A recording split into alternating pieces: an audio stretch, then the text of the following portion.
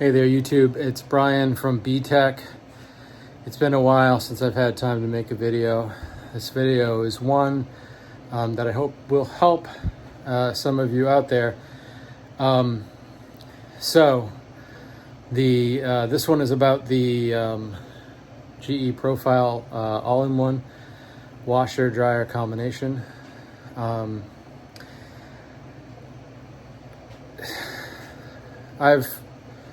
In all honesty, I've called for service probably about 4 or 5 times now, and each time I've managed to get it to dry close.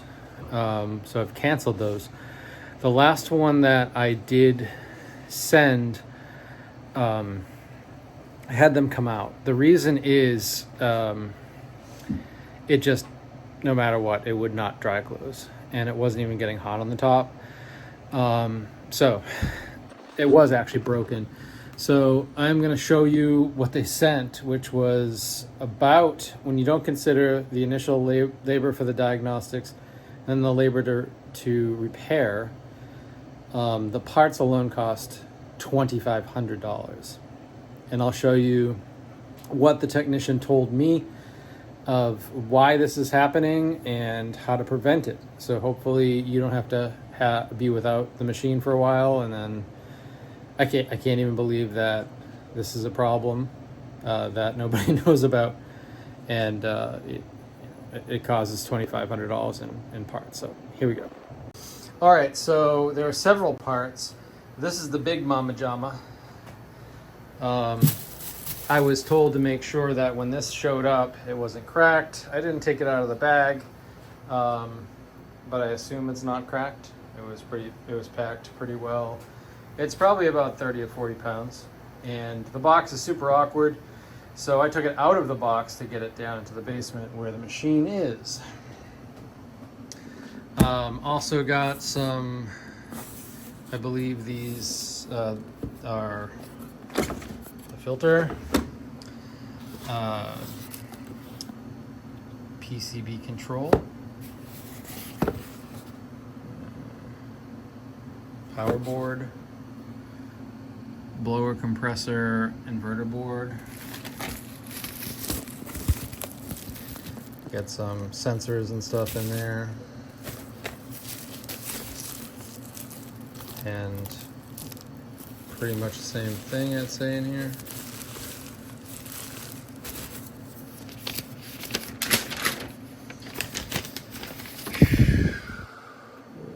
This is a harness.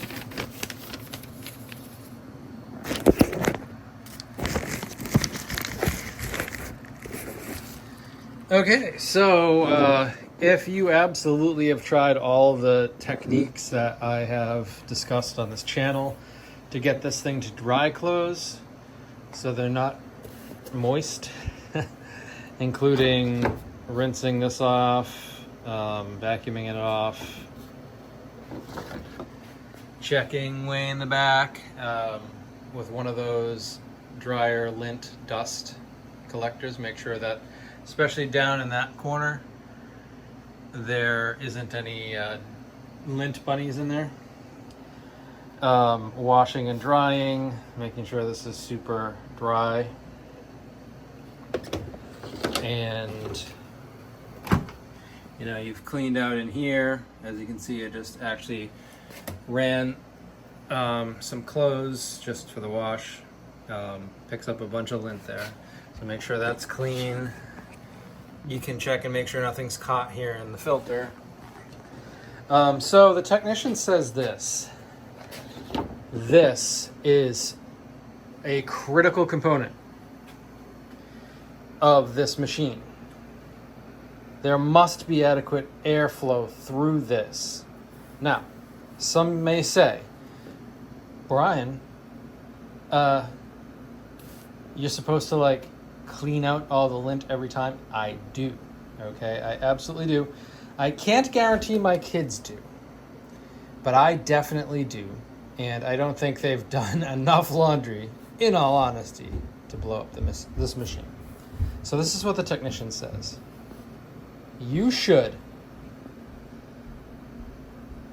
weekly, at least, but I would do every time. This guy, you take the lint off and you use a toothbrush. In here is super fine, like mesh. Can't even tell it's mesh. But you need to physically use a toothbrush to get this clean so that the airflow can get through. If you do not do that, you will get the red error codes on here that this is overheating because it can't get enough airflow across there. And if it overheats, it can pop seals, which is probably this thing right here, right? He said that there's actually Freon in this unit, which was a surprise to me since it doesn't, it's not a refrigerator as far as I know. But it could pop a leak and then you are in trouble, my friend. Okay?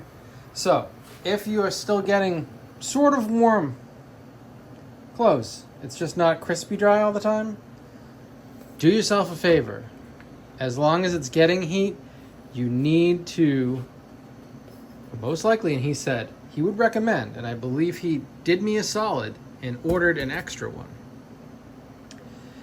He would recommend that you have 2 of these and you have a nice clean one and you put it in there and then you take care of the other one while this is in there. Make sure it is clean. That's what he said. Make sure it's clean. This one, thankfully, is under warranty, so I did not pay $2,500 plus labor to get this thing fixed. I can't wait until he comes. It'll be a couple of days, and then this guy should be good as new. What he ended up doing here, is this broken?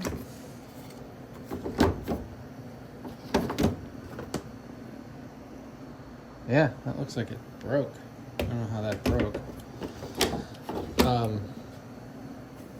What he ended up doing is he had to take out this dispenser, and I guess inside here is like a connector that they can attach their device, and once they run this through they can like get a lot of statistics off of the components inside. And he could tell that it was junk by that.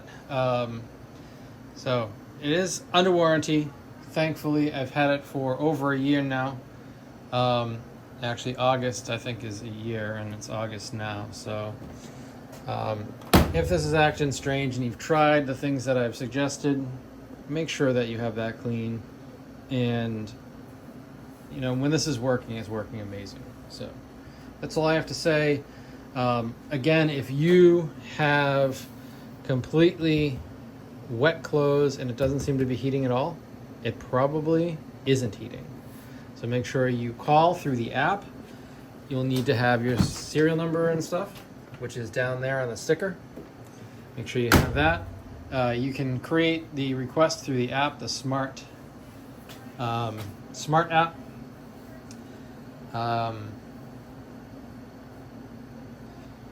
Without it, and they'll just come and check, and then you know, they say that basically there could be a charge if it's not under warranty.